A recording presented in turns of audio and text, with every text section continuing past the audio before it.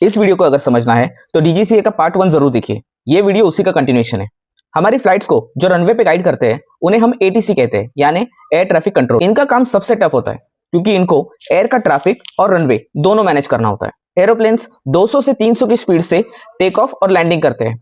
इसमें से कुछ सेकंड का भी गलत डिसीजन लाइफ थ्रेटनिंग साबित हो सकता है। जितनी प्लेन्स की ट्रैफिक रनवे से टेक ऑफ करने के लिए रहती है, उतनी ही प्लेन्स की ट्रैफिक आसमान में भी रहती है, जो लैंड करने के लिए एटीसी के क्लियरेंस पे डिपेंड करते हैं। ऐसे हालत में मुंबई दिल्ली जैसे बिजी एयरपोर्ट की ATC teams round the clock काम करती है, इमेंस वर्कलोड प्रेशर को मैनेज करती है और इससे उन्हें काफी स्ट्रेस और फटीग का सामना करना पड़ता है, जिससे ह्यूमन एरर होने की प्रोबेबिलिटी बढ़ जाती है। रिपोर्ट्स में यह भी मेंशन है कि रनवे इंकर्जन एक सीरियस सेफ्टी प्रॉब्लम है।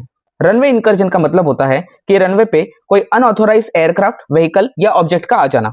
ICAO यानी इंटरनेशनल सिविल एविएशन ऑर्गेनाइजेशन के सेफ्टी बेंचमार्क्स के हिसाब से इसका एक्सेप्टेबल लिमिट 9.78 पर मिलियन मूवमेंट्स है, पर इंडिया में यह नंबर 14.12 है, यानी स्टैंडर्ड बेंचमार्क से लगभग 50% ज्यादा। मतलब हर 10 लाख टेक ऑफ या लैंडिंग के दौरान 14 ऐसे मोमेंट्स आए जहां एक छोटी सी टाइमिंग या कोऑर्डिनेशन की गलती एक बड़े इंसिडेंट में बदल सकती थी। आपको लगता होगा कि अगर एयरक्राफ्ट इंडिया में है तो इसका मेंटेनेंस भी इंडिया में ही होता होगा, है ना?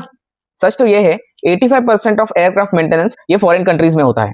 इस प्रोसेस को MRO कहते हैं, यानी मेंटेनेंस, रिपेयर, ओवरहॉल। मतलब एयरक्राफ्ट इंडिया में उड़ता तो है, लेकिन अगर बीमार पड़ जाए यानी कोई टेक्निकल इश्यू आ जाए तो इलाज करने के लिए फॉरेन भेज दिया जाता है, क्योंकि उसके सारे स्पेयर पार्ट्स उसके कंट्री ऑफ ओरिजिन में अवेलेबल होते हैं। तो मजबूरी में हमें उसके MRO के लिए उसे बाहर भेजना पड़ता है और उसी के साथ बाहर जाता है हमारे देश का पैसा, जो हमारे देश की इकोनॉमी और सेफ्टी को डायरेक्टली इंपैक्ट करता है। ऐसा नहीं है कि इंडिया में MRO कंपनीज नहीं है, बिल्कुल है, और इन एयरक्राफ्ट्स का इंडिया में ही मेंटेनेंस, रिपेयर एंड ओवरऑल हो सकता है। पर MRO इंडस्ट्री को मैच्योर होने के लिए जो इंफ्रास्ट्रक्चर और फैसिलिटीज गवर्नमेंट से मिलनी चाहिए वो बेयर मिनिमम से भी कम है।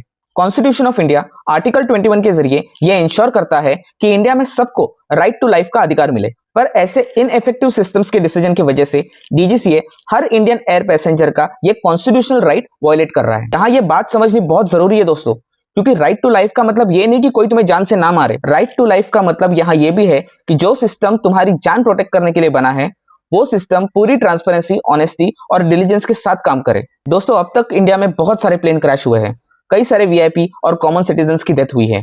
एक या दो इंसिडेंसेस को हम बैड लक मान भी लेंगे, पर हर फाइंडिंग्स और रिपोर्ट्स में डीजीसीए के ऑपरेशंस पे सवाल उठ रहे हो तो क्या अब भी हमें कैंडल्स जला के, फोन पे स्टेटस लगा के श्रद्धांजलि अर्पित करनी चाहिए, या इन सिस्टम्स को रिफॉर्म करना चाहिए ताकि आगे जाके कोई अपना इनके फेलियर से जान ना गवा सके? Because everything else is replaceable, but losing your beloved people due to systemic negligence is not.